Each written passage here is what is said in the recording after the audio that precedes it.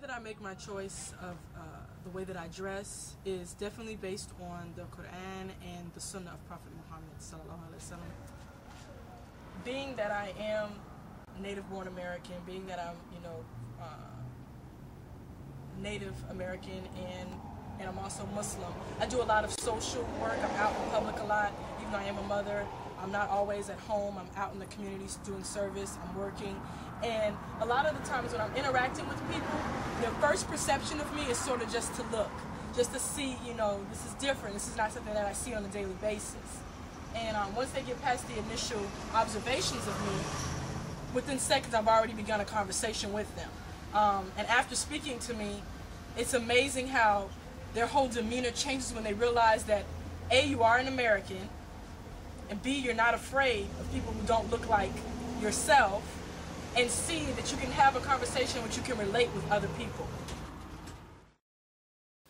Well, I think the hijab definitely helps a lot of women escape from all of the hype as far as you must be perfect and you must always be flawless. And the fact of the matter is, despite all these media ads where you need to have perfect skin, you need to have, perfect hair, people don't. You walk down the street every day and the vast majority of people are not perfect in any way, shape, or form. So it's not really, instead of rubbing in people's faces that you need to be better than you are, it helps us accept who we are and realize that we're beautiful and we have something to offer, and that instead of worrying about some unattainable standard, we really need to be appreciating what God gave us in the first place. Just know that your Islam comes first, and that's what makes you stand out. It's not always about being in the in crowd and being with those who you think are in the in crowd. It's about being Muslim and letting people know that. So as far as fashion, just stick with the basics. You look at the basics. What needs to be covered? Is it tight? Is it short? If it's a gray area, if you bought something and you're like, oh, I don't know about this, then don't wear it. But always have a balance in your life. You can be as fashionable as you want, as long as you stay within that criteria of Islam. I don't go out consciously thinking, okay, I gotta put this and this together. For me, it's just dressing modestly, especially after having this little one. It's my daughter. I want her to grow up understanding that your dress is very important, especially in today's society. And I know it's something menial and small, but at the same time, it's her seeing